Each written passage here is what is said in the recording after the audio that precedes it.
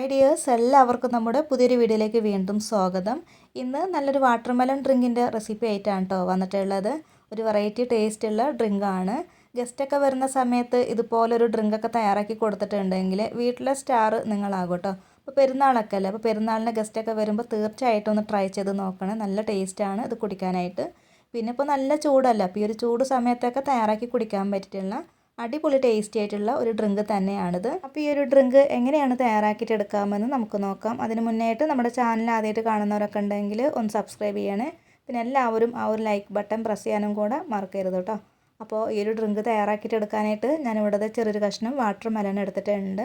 ഞാനിവിടെ 2 ഗ്ലാസ്സിനുള്ള ജ്യൂസാണ് തയ്യാറാക്കിയിട്ട് എടുക്കുന്നത്. ഇതിൻ്റെ കുരുവൊക്കെ ഒന്ന് മാറ്റിയിട്ട് കട്ട് ചെയ്തിട്ട് കൂടെ എടുക്കണം കേട്ടോ. ഞാനിപ്പോൾ ഇവിടെ കട്ട് ചെയ്തിട്ട് എടുത്തിട്ടുണ്ട്.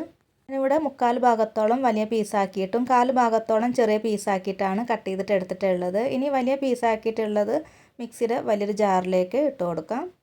ഇനി ഇതിൻ്റെ കൂടെ നമുക്ക് 1 ടേബിൾ സ്പൂൺ അളവിൽ ഇഞ്ചി നീരാണ് ചേർത്ത് കൊടുക്കേണ്ടത്. കൂടെ തന്നെ 1 ടേബിൾ സ്പൂൺ അളവിൽ ലെമൺ ജ്യൂസ് കൂടെ ഒഴിച്ച് കൊടുക്കാം. അപ്പോൾ ഇത് രണ്ടും ചേർത്തിട്ടുണ്ടെങ്കിൽ ഈ ഒരു ഡ്രിങ്ക് കുടിക്കുന്ന സമയത്ത് പ്രത്യേക ഒരു ടേസ്റ്റാണ് കേട്ടോ. അപ്പോൾ ഇതുപോലെ ട്രൈ ചെയ്ത് നോക്കാത്തവരൊക്കെ ഒന്ന് തീർച്ചയായിട്ടും ട്രൈ ചെയ്ത് നോക്കണം. എല്ലാവർക്കും ഇഷ്ടമാവും കേട്ടോ. അപ്പോൾ ഇത് രണ്ടും ഒഴിച്ച് കൊടുത്തതിന് ശേഷം പിന്നെ നമുക്കിതിലേക്ക് പഞ്ചസാര ചേർത്ത് കൊടുക്കാം. ഞാനിവിടെ ഒരു 5 ടേബിൾ സ്പൂൺ അളവിലാണ് കേട്ടോ പഞ്ചസാര ഇട്ട് കൊടുക്കുന്നത്. നിങ്ങൾക്ക് ഈ ഒരു മധുരം കൂടുതലാണെങ്കിൽ ഇത്രയും ചേർത്ത് കൊടുക്കേണ്ട ആവശ്യമില്ല കേട്ടോ. അപ്പോൾ അതൊക്കെ ഓരോരുത്തരുടെ ഇഷ്ടത്തിനൊക്കെ അനുസരിച്ചിട്ടൊക്കെ പഞ്ചസാര ചേർത്ത് കൊടുക്കാവുന്നതാണ്.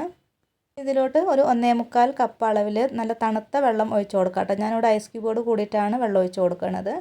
ഇതൊന്ന് അടിച്ചെടുക്കുക. അപ്പോൾ ഞാനിവിടെ 2 ഗ്ലാസ്സിനുള്ള ജ്യൂസാണ് തയ്യാറാക്കിയിട്ട് എടുക്കണമെന്ന് പറഞ്ഞില്ലേ. അപ്പോൾ 1.25 ഗ്ലാസ് വെള്ളം ഒഴിച്ച് കൊടുത്തിട്ടുണ്ട്. പിന്നെ ബാക്കി ആ ഒരു വാട്ടർമെലൻ്റെ ജ്യൂസും കൂടിയിട്ടുണ്ടാവില്ല. അപ്പോൾ ഒരു 2-2.25 കപ്പോളം വരും കേട്ടോ. അപ്പോൾ ഇതൊന്ന് അടിച്ചെടുത്തിട്ട് വരാം.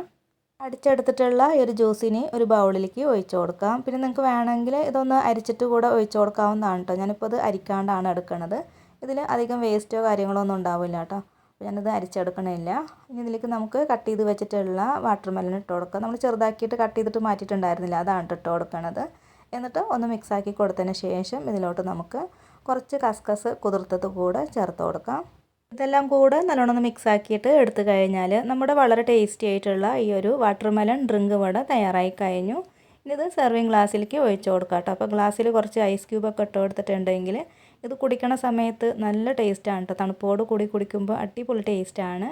അപ്പോൾ എല്ലാവരും ഇതുപോലെ ഒന്ന് ട്രൈ ചെയ്ത് നോക്കണേ. ഇതിൽ നമ്മൾ നാരങ്ങ നീരും ഇഞ്ചി നീരൊക്കെ ചേർത്ത് കൊടുത്തിട്ടുള്ളത് കാരണം പ്രത്യേക ഒരു ടേസ്റ്റുള്ള ഒരു ഡ്രിങ്ക് തന്നെയാണ് കേട്ടോ. അപ്പോൾ ഉണ്ടാക്കി നോക്കുക. ഇന്നത്തെ വീഡിയോ എല്ലാവർക്കും ഇഷ്ടമായിട്ടുണ്ട് എന്ന് കരുതുന്നു.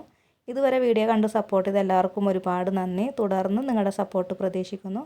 മറ്റൊരു റെസിപ്പി വീഡിയോയുമായിട്ട് വീണ്ടും കാണാം. താങ്ക്